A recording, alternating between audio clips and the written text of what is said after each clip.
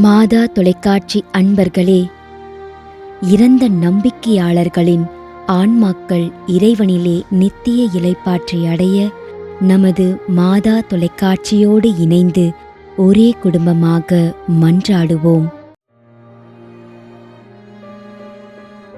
ஞான Soundari Mariyadas.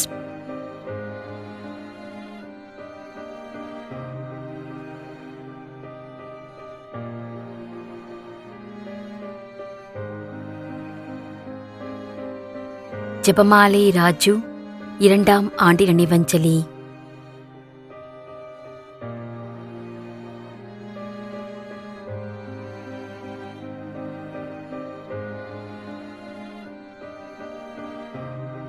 Dominic Premkumar, Villivakkam.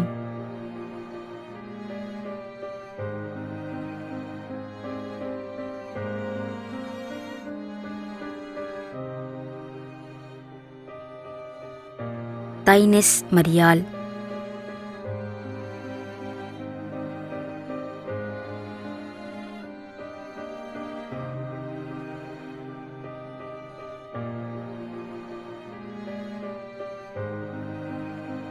Basil Vijendran Benedict, Toronto, Canada.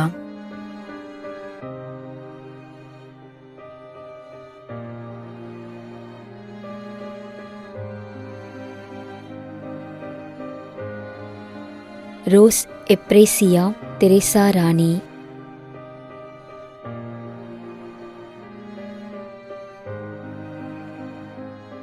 மேலும் யாரும் நினையாத நம்பிக்கையாளர்களின் ஆன்மாக்களுக்காகவும் மன்றாடுவோம். தந்தை, மகன், தூய ஆவியாரின் பெயராலே ஆமென். ஆண்டவருடைய பெயராலே நமக்கு உதவி உண்டு. விண்ணையும் மண்ணையும் படைத்தவர் அவரே. அருள்வாக்கு. திருவெளிப்பாட்டு நூலிலிருந்து வாசகம். அதிகாரம் 14, இறைவார்த்தை 13.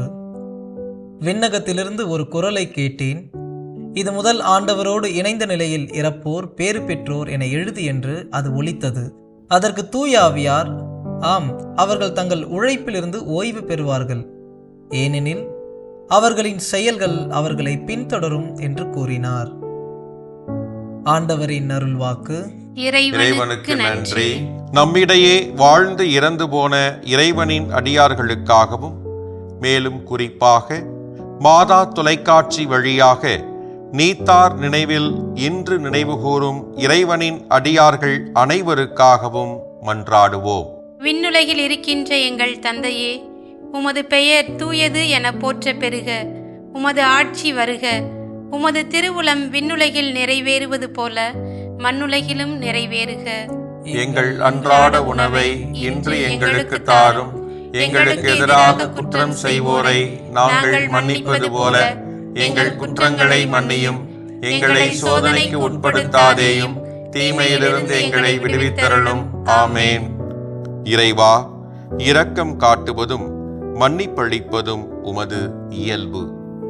ஆகையால் உமது திருவடிகளுக்கு வந்துள்ள இன்று நாங்கள் நினைவுகூரும் ஆன்மாக்கள் மீது இரக்கம் கொண்டு அவருடைய குடும்பத்தார் மற்றும் மாதா தொலைக்காட்சி குடும்பம் செலுத்தும் ஜெபங்களை ஏற்று அவரது குற்றங்களையும் அவற்றிற்குரிய தண்டனையும் மன்னித்து அமைதியையும் முடிவில்லா வாழ்வையும் தந்திடுமாறு எங்கள் ஆண்டவராகிய கிறிஸ்து வழியாக உம்மை மன்றாடுகின்றோம்.